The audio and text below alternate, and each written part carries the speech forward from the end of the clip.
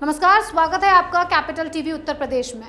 Pegasus software से पत्रकारों और फेमस हस्तियों के फोन टैपिंग की बात इन दिनों राजनीतिक गलियारों में तेजी से उठ रही है। यूपी के पूर्व सीएम अखिलेश यादव ने इसे निजता के अधिकार का उल्लंघन बताया है। इसके साथ ही उन्होंने इसे लेकर बीजेपी पर भी हमला बोला है।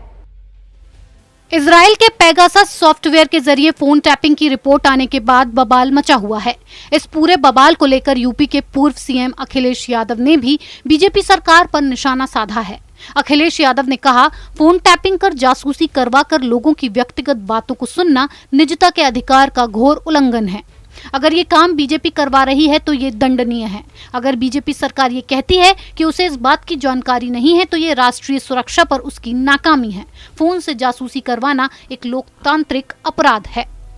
देश की संसद में पेगासस जासूसी कांड पर मचे हंगामे को लेकर यूपी के सीएम योगी आदित्यनाथ ने विपक्ष पर हमला बोला है। सीएम योगी आदित्यनाथ ने कहा, विपक्ष जासूसी कांड के बहाने संसद की चर्चा को आगे नहीं बढ़ाने दे रहा है और झूठे व तथ्यहीन आरोप लगाकर देश को बदनाम कर रहा है। ये एक बहुत बड़ी साजिश का हिस्सा है, जहां संसद का सत्र शुरू होने से पहले ही इस तरह के मनगढ़ंत आरोप लगाए जाते हैं। संसद के इस सत्र में किसानों व कोरोना पर चर्चा होनी है, पर विपक्ष पूरी ताकत लगाकर इस सत्र को बर्बाद करने पर तुला हुआ है। ये लोकतंत्र का अपमान है। देश को बदनाम करने की विपक्ष की ये कुत्सित सोच कभी कामयाब नहीं होगी। बता दें कि खास पेगासन सॉफ्टवेयर से पत्रकारों के फोन टैपिंग की बात इन दिनों काफी जोरों पर है। विदेशी मीडिया का आरोप है कि दुनिया की कई सरकारें खास पेगासस सॉफ्टवेयर के जरिए पत्रकारों और बड़ी हस्तियों की जासूसी करवा रही है। जब ये बात सामने आई है कि भारत की संसद में भी इस मामले पर खूब चर्चा हो रही है।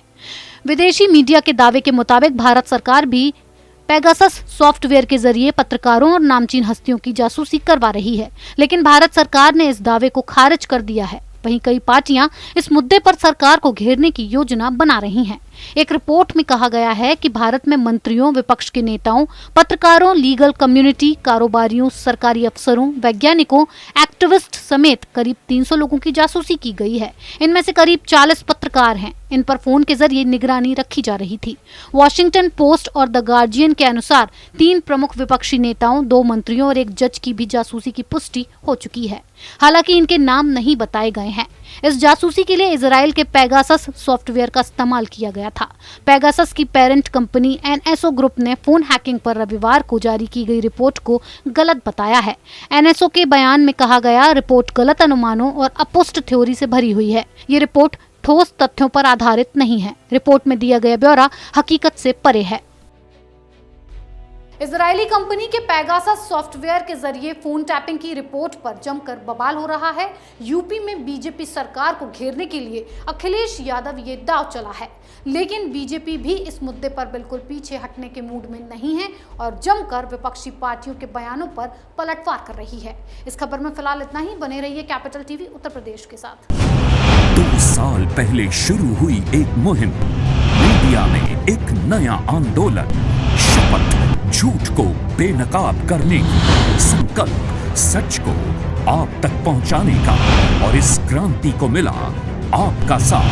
हर दिन हमसे जुड़े लोग, 10,70 करोड़ से ज्यादा दर्शक हमें देख चुके हैं। अब है आपकी बारी।